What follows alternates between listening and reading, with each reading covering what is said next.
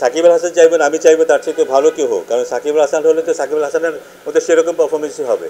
আমাদেরকে তার চাইতে ভালো প্লেয়ার আনতে হবে, মুশফিকের চাইতে ভালো প্লেয়ার, সাকিবের চাইতে ভালো প্লেয়ার, তামিমের চাইতে ভালো প্লেয়ার যদি আমরা আনতে পারি তাহলে আমাদের রেজাল্ট হয়তো আগের মতোই থাকবে। কিন্তু নাহিদ রানা দেখলাম যে পরের দিনই 153 কাছাকাছি চলে গেল। একটা যুগে হয়তো একজন দুইজন নাহিদ রানা আসবে, এদেরকে যত্ন নিতে হবে যেন এটা লম্বা সময়, এদের ক্যারিয়ারটা লম্বা হয়। দল আমরা 4-5-7 বছর আগে যে জায়গাটাতে ছিলাম, আমরা আশা করেছিলাম বাই দিস টাইম কিন্তু একটা ভালো জায়গায় যাব, কারণ গত 5-7 বছরে অনেক নতুন নতুন খেলোয়াড় এসেছে যারা দারুণ প্লেয়ার। আমরা যদি লিটন কুমার দাসের কথা বলি, কিংবা একজন মিরাজের কথা বলি, তাসকিনদের কথা বলি, এখন নতুন নতুন আরও খেলোয়াড় এসেছে, উপরেও কিন্তু নতুন একজন খেলোয়াড় এসেছে। সো দলের শক্তি অনেক বাড়ার কথা, কিন্তু সেটা কিন্তু আমরা গত 3-4 বছরে একেবারেই দেখিনি পারফরমেন্স ওয়াইজ। এনজিওর কিস্তি প্রথমবার বিকাশ পেমেন্ট করলেই 20 টাকা ইনস্ট্যান্ট ক্যাশব্যাক।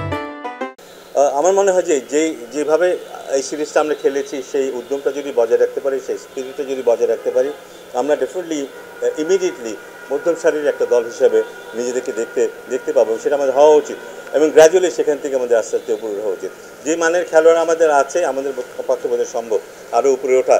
এটা বিশেষ করে এই কারণে আমাদের যে বোলিংয়ে যে স্ট্রেংথটা হয়েছে আমাদের, সেটা আমাদেরকে বেশি আশান্বিত করে যে এই দল আরও উপরে যেতে পারে।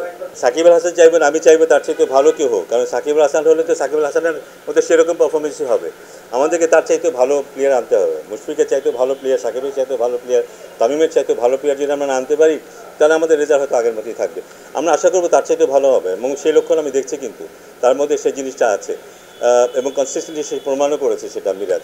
তো আশা করবো এই জিনিসটা ধরে রাখবে এবং যখনই সুযোগ পাবে খুব খুব প্রেশার সিচুয়েশনে কিন্তু পারফর্ম করবে পাকিস্তানে, ব্যাট হাতে বল হাতে, এবং এটা সহজ ব্যাপার ছিল না এবং আশা করবো যেটা কন্টিনিউ করবে। নাহিদ রানা 149 এরকম বল করছে, আমরা আশা করছি হয়তো 1-1.5 বছরের মধ্যে আরও স্ট্রং হবে, 153-154 বল করবে 1-1.5 বছর পরে। কিন্তু নাহিদ রানা দেখলাম যে পরের দিনই 153 কাছাকাছি চলে গেল। সো আমি যে কথাটা বললাম, ও আমার কথাটার গুরুত্ব দিল না আর কি, একদিনের মধ্যে রেকর্ড ব্রেক করে ফেললো। মানে ইটস অ্যামেজিং। মানে বাংলাদেশ থেকে যে এগুলো কী হয়, এটা বোধহয় সবাইকে ইন্সপায়ার করবে। আমরা তো ভাবতেই পারি না 135, 40, 142 করলে আমরা খুব খুশি হয়ে যাই। আমাদের মধ্যে পরিবর্তন আসবে যেখানে যে সম্ভব, এটা বোধহয় নিজেদের বিশ্বাস করাটা খুব জরুরি। আমরা যারা আশেপাশে আছি আমাদের বিশ্বাস করাটা জরুরি এবং ওকে দেখে আমি নিশ্চিত যে আরও অনেকে আসবে। বাট হ্যাঁ, এদেরকে যত্ন নিতে হবে, কারণ এরা বারবার আসবে না।